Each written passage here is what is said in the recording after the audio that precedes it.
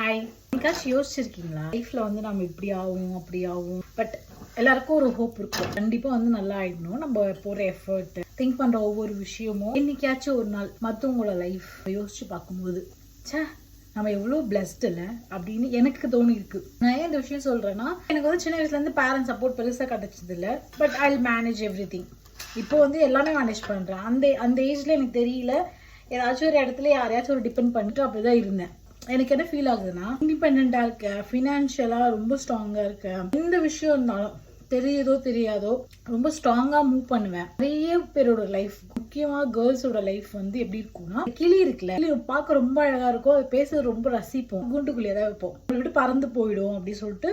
பேரண்ட்ஸும் அப்படிதான், பொண்ணு வந்து ஏதாச்சும் ஆயிடுமோ இல்ல, பேரண்ட்ஸ்க்கு இருக்க வேண்டிய ஒரு பயம்தான். நானும் ஒரு காலத்துல அப்படி இருந்தேன். பட் நான் இப்போ அப்படி இல்லை.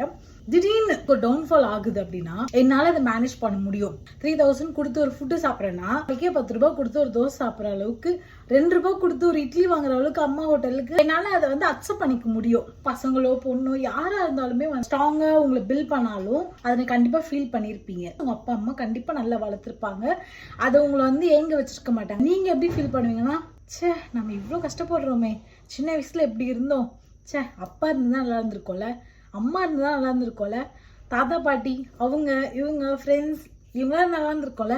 ஒரு ஏஜ்க்கு அப்புறம் யாரா இருந்தாலும் அந்த சுச்சுவேஷன் வரும். மேபி எனக்கு சீக்கிரம் வந்துடுச்சு. நீங்க எப்படி வேணா இருந்திருக்கலாம் அவங்க சின்ன வயசுல அம்மா கூட இருக்கும்போது.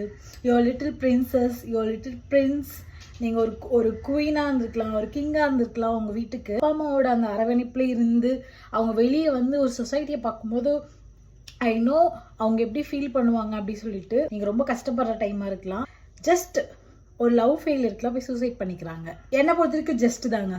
ஜஸ்ட் ஒரு marriage failure, love failure, divorced ஆயிடுச்சு, சூசைட் பண்ணிக்கிறாங்க.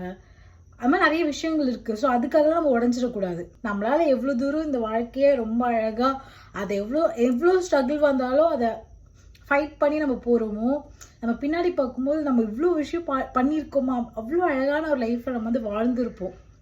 அப்படியே கிரேட்ஃபுல்லாக, அப்படியே ரொம்ப ப்ரௌடாக அந்த விஷயத்த நீங்கள் சொல்லலாம், ஷேர் பண்ணலாம் என்ன மாதிரியே.